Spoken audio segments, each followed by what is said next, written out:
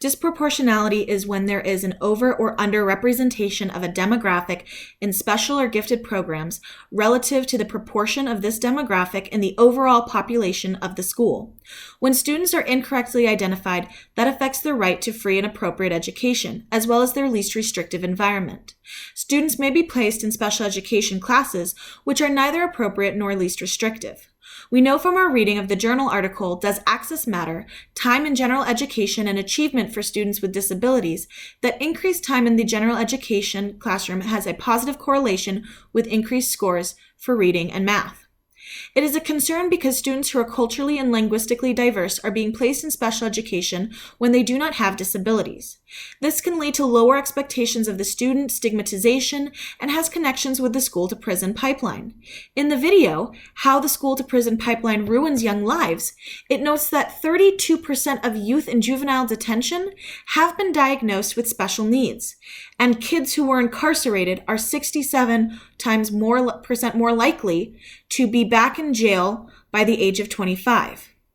These students are not receiving an appropriate education based on their needs, and jail is not the least restrictive environment for students.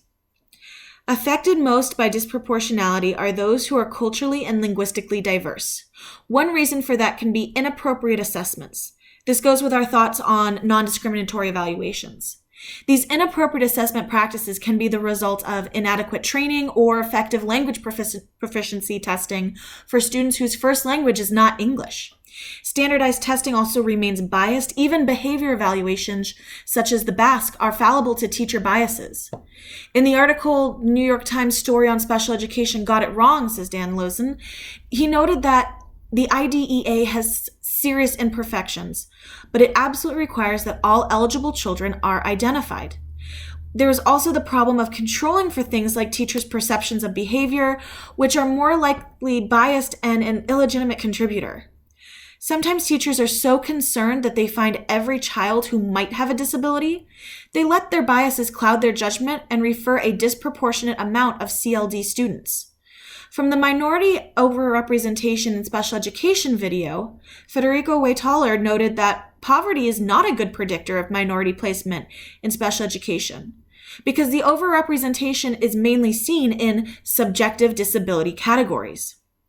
In addition, the New York Times article, Is Special Education Racist? They said pamphlets describing the school district's disability eligibility procedures are often written in dense legalese that may be hard for parents to understand. Revising them might make it easier for parents to advocate for their children during eligibility evaluation process. By using biased referrals and testing to place students in special education and removing the ability for the parent to advocate for their child, it is clear to see why there is disproportionality. In the journal article Continuum, a critical analysis of the principle of least restrictive environment, says that there should be a commitment to personal choice for the individual with disabilities, rather than just to defer to the professional judgment as a basis for determining the level or the location for services. Some contributing factors include the lack of early childhood education programs, which means that some students aren't able to develop the academic readiness skills that their peers can. In certain areas, early intervention programs may be lacking, which would reduce the options of the school to support students without special education. Zero tolerance rules can be biased. The school-to-prison pipeline video also noted that in a particular school, 40% of Black students were suspended for cell phone use, but only 17% of white students. It shows that there is zero tolerance for those who are not white. Other contributing factors include court cases such as parents involved in the community schools versus Seattle School District No. 1, which caused setbacks in desegregating schools by allowing schools to only accept white students and not prioritizing diversity. By keeping schools segregated, appropriate education with peers is not occurring.